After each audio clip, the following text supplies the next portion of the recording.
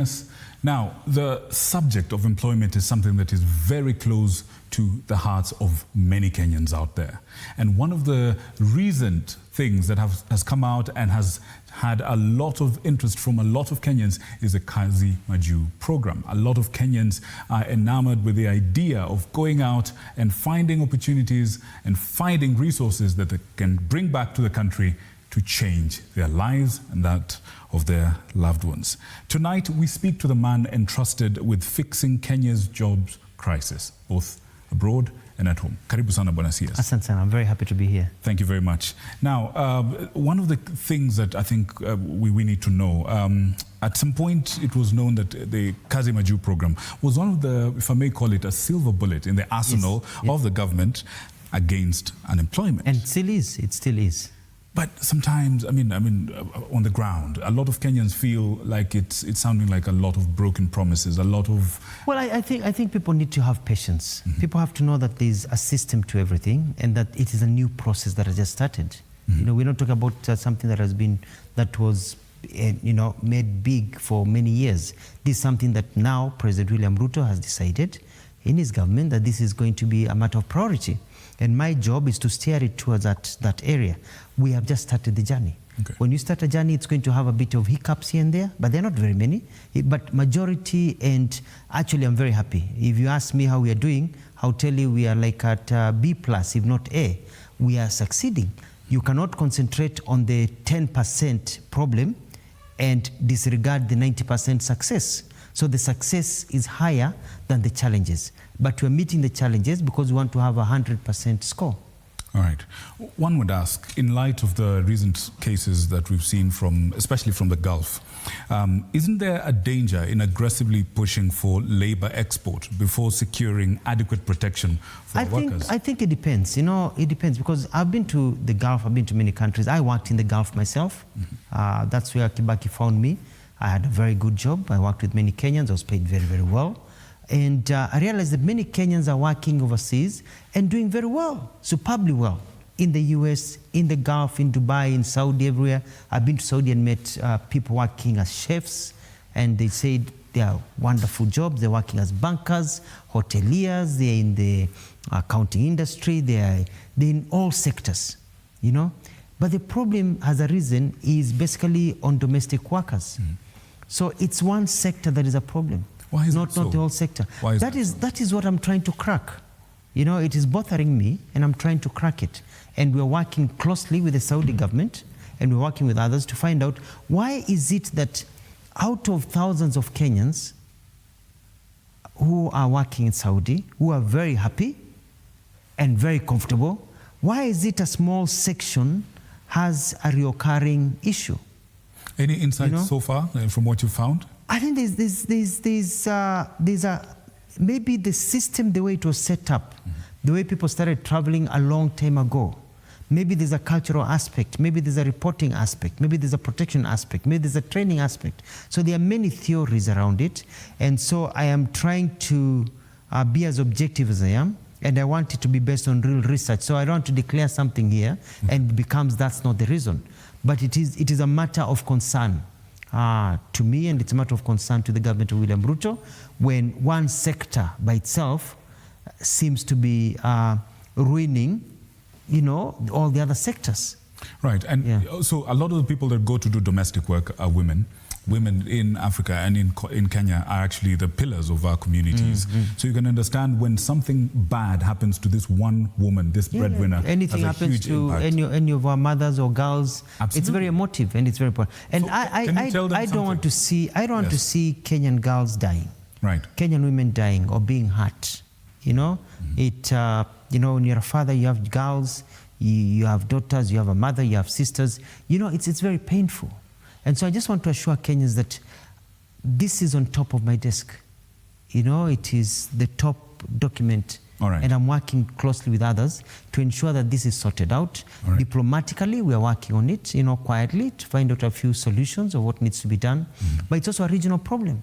It is not just in Kenya, it's in other countries. So we're trying to find out what do we do about it, because you cannot tell people because there's a problem in one area, do not go. Mm-hmm. You know what I mean? You can't tell people because kuna kiosk moja ilikuwa inauza nyama mbaya, ilikuwa inawadhuru watu. Don't go to any supermarket. Don't buy anything anymore from any shop. You cannot. Okay. You know, so it's that sector that has a problem. So can we fix that nyama? Okay. Can we see where the error comes in? And then we're able to go forward. All right. Just quickly on that.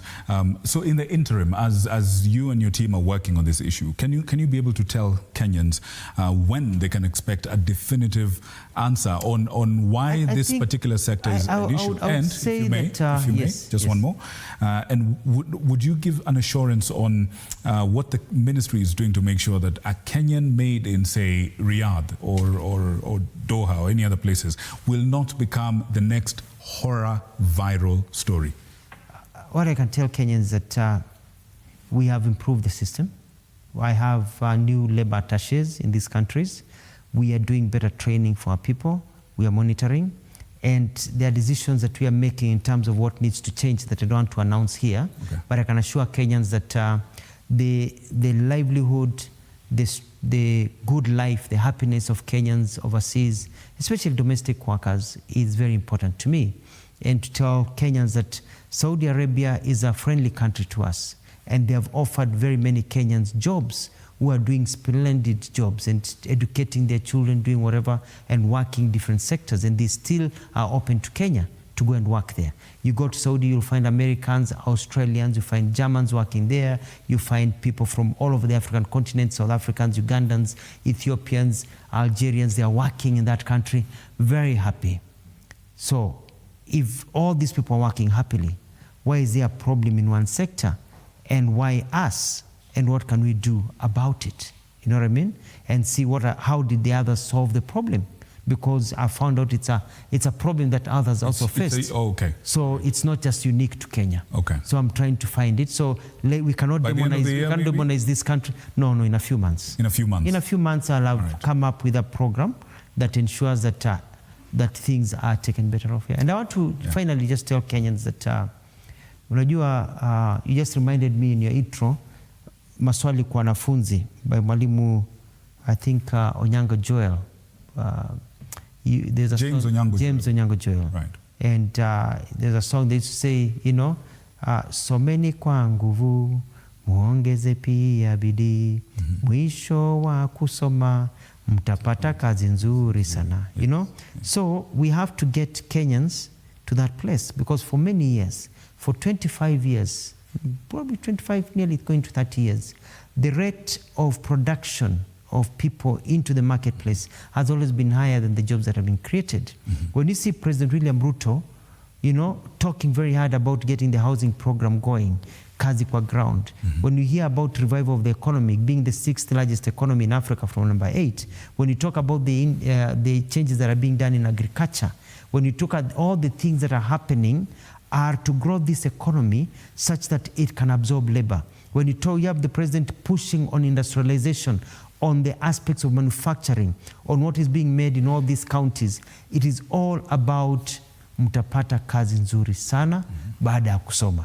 Jobs will not just create themselves. You cannot say watu wako hapa. But in the meantime, even as we provide jobs in this country, we're giving people an opportunity as we fill the gap to go overseas, expand their knowledge and come back. And it is actually brain gain for us. Because fundis will go to Dubai, will go to Germany, they come back with better expertise on how to do things and improve how things are done in Kenya. I like how you've answered the question of brain drain. You say it's brain gain. But here's a quick one. Let's come back home for a little bit. Some of the local problems that we have in terms of labor, trade unions are actually angry with your ministry. They accuse you of the ministry of being reactive and not proactive. We've got delayed CBAs, we've got unpaid dues and what they call minimal dialogue. You've got the standoff between the clinicians and SHA and all that. But what can you tell us? Let me answer. The unions will always be at loggerheads with the employer. That is standard all over the world. You hear even in France, you hear people shutting down in France, truck drivers not driving.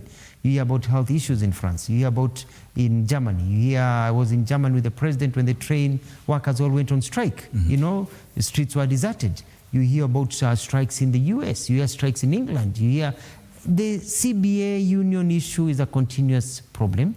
Actually, I wish you could bring Honorable Atwoli to this show, and he will tell you that since I became the Minister for Labour, things have gotten way better than they were. We are streamlining the system. Don't listen to me. Bring FKE, bring Atwoli, bring the unions here, and they'll tell you, at least now, this minister listens, this minister pushes, and I'm very neutral. I'm very hard on the government side if they are bad employers. I'm very bad on private sector bad employers. I'm very tough also on the unions if they are misbehaving. I'm very fair. Okay. At times people may not agree with what decision I've made, but they'll say it was a fair decision. All right. So I know you're running out of time, but one last question, and this might be a little bit personal. You've had a long and storied career in public service in Kenya. I think most Kenyans first encountered you as, the spokesperson of the government of the day at the time. You also served the people of Machakos, and now here you are. As a student of history yourself, and as a creative, as a writer, when the history of your time in this docket is written, what would you like the headline to be? And this will require a bit of introspection, what are you afraid that history would be? I'm never afraid. I'm not afraid of what history will write, because I do things well, and I do things according to what I believe is God's will. I never fret. I never worry about tomorrow. The scriptures tell us even the birds of the air, they don't worry about what they'll eat tomorrow. My path has already been made. And so I have a clear purpose, and I tell people, you can accuse me of many things, but you can never accuse me of being lazy, of not being creative, of not working hard, and of not having a good heart. And I believe that when you put all these things together, meaning well, working hard, being sharp, reading, you don't want also to just be shallow. Things kind of align themselves for you. There is a way the world puts itself to you. God arranges you. So history will be kind to me. Interesting. Thank you so much for that. Now, ladies and gentlemen, of course, Kenyans are not just statistics, job chart. These are sons and daughters with dreams and ambitions riding on their shoulders. And the minister in charge of this is confident that the opportunities are there, and indeed fortune favors the brave and the prepared, you say. Indeed. I hope the same confidence will be translated into service delivery. And patience. The challenge we have right now with the younger generation is they want to go to the shamba, plant the seed or plant beans, and then come in 2 days and say ni uongo. Why am I not harvesting? But they need to understand that there's a process of how things go, and people need to be patient and allow the process, logical process, take its course. You don't wake up today and decide that tomorrow...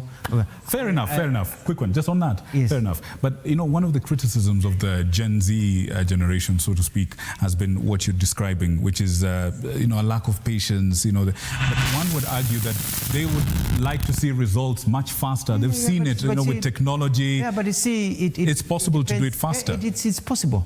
And I'm a big... I succeeded very well in Machakos because I fought bureaucracy. The challenge we are facing right now, I believe, is bureaucracy. We have a lot of bureaucracy, a lot of red tape. Things are made difficult, and people are more process-oriented rather than result-oriented. I am for... It's very frustrating. Well, I formed a party called Maendeleo Chap Chap. It could have been Maendeleo Development Party, it could have been Maendeleo something, Maendeleo Tushikane Mukono. It was Maendeleo Chap Chap. Why? Because we want speedy development within reason, because you don't have to wait for what you don't have to wait for. But there are things that also take time, that you need to know this is the process, and it will get to its fruition. So that's your message to the youth? That's the message to the youth, that we mean well, just look at the things that go well, and some of us are pushing for things to move even faster. All right. Thank you, sir. Asante sana. I appreciate you. Thank you very much. Thank you. Asante sana. All right. Thank you very much. We'll be right back with more stories after this.